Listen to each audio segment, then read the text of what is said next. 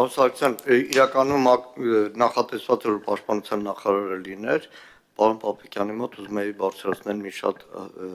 այժմեական հարց, խոսքը վերաբերում է ռազմական ոստիկանության ծառայողների կողմից զորամասերում խայտարակ բավվածքին, բայց առաջիկայում պարոն Պապիկյանի հետ հերթական հանդիպման առիթ կունենամ այդ մասը։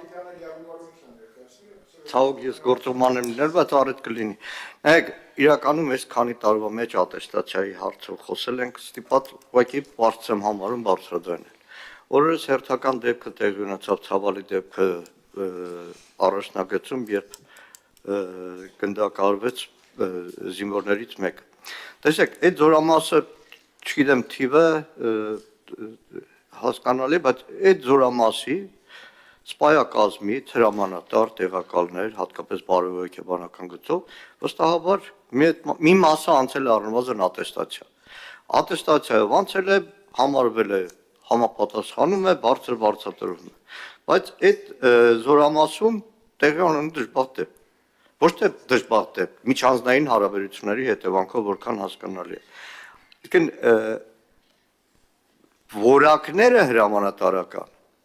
եւ իր ենթակա ստորաբաժանումում անառողջ մթնոլորտը իրար հետ փոխկապակցված է, բայց ատեստացիայի արդյունքները որևէ կերպ չի ազդում, պայմանական այսպես ասեմ, X զորամասում արդեն 2 անգամ ՉՊ է եղել։ Տարվա ամփոփման ժամանակ այս ՉՊ-ներ արձանագրելուց հետո վատ կառավարման, բարոյական անառողջ մթնոլորտի հետևանքով սա հրամանատարական կազմի վրա չի ազդում։ Այսինքն ի սկզբանե մենք որ ատեստացիայի հարցով խոսում էինք, որ ատեստացիան մասնագիտական համապատասխանության հարցը, սա տիպիկ օրինակներից մեկն է, թե ոնց ատեստացիան, աշխատավարձի բարձրացումը եւ իրականությունը իրար հետ փոխկապակցված չեն։ Ու մի բան էլ վերջում, պարոն Սարգսյան, գիտեմ որ դուք եք պատասխանատուն, օրերս էլի համացանցում մի ահազանգ եղավ, մի բլոգեր կա հայտնի, որ այսպես եմ քաղաքային տնտեսության կոռուպցիայի մասին առուտվան գիշեր խոսում, օրերս գրառում էր արել, որ վարժական հավաքների են կանչում խորհրդարանական ընտրությունների ժամանակ։ Հիմա գիտեմ որ փուլերով է լինելու վարժական հավաքները,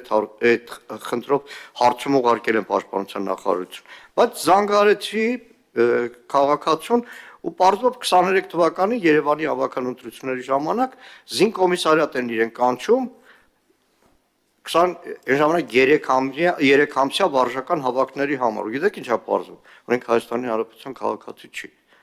Հանուն ճշմարտություն ասեմ, ծառայել է զինված ուժերում 2 տարի հետո Ռուսաստանի քաղաքացիություն ա ձեռք բերել։ Չհաշվառված քաղաքացուն զինկոմիսարիատ է ինչ տվյալների հիման վրա է կանչում։ Եվ արդյոք այդ նույն աշխատավոճը, որ ինչ որ ոչ ցանկալի մարդկանց ընդգրկել է վարժական հավաքներում, վառ արտահայտված օրինակներից մեկն է։ Շնորհակալ եմ, պարոն Սարգսյան։ Պարոն Սարգսյան, մի վարքյան, ասեմ ձեզ, ես էս կասեմ ելույթների։ Այդ դեպքը, որ դուք ասեցիք, երկրորդ կորպուսի հետ ցավալի չէ։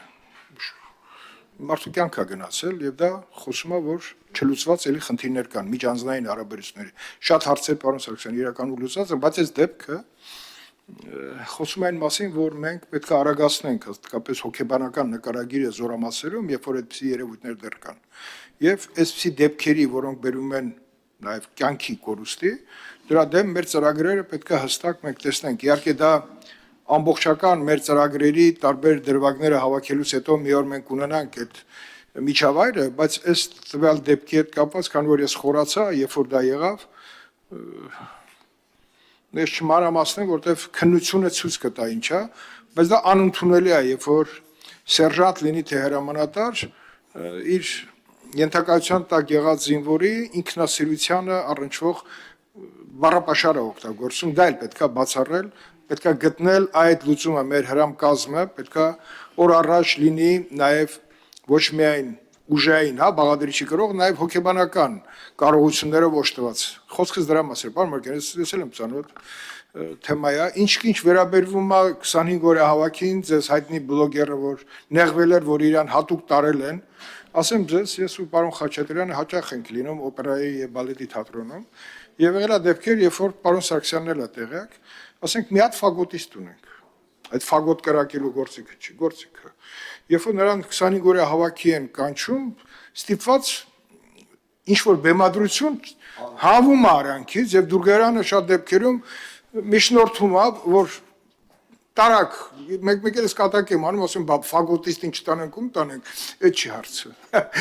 Ուզում ասեմ, որ թող այդ ընկերը չնեղվի, 25 օրյա հավաքը մեր ռեսուրս ավելացնում է, իսկ ինչ վերաբերում է, որ ինքը Հայաստանի քաղաքացի եղել, ծառայել է, հիմա ինչի է հրաժարվել քաղաքացիությունից, ապրի ինքը, որ նորից բանանում, իսկ եթե իրավական խնդիր կա, Սիմոնյանի դրա համար խնդրեցի, որ մոտենա,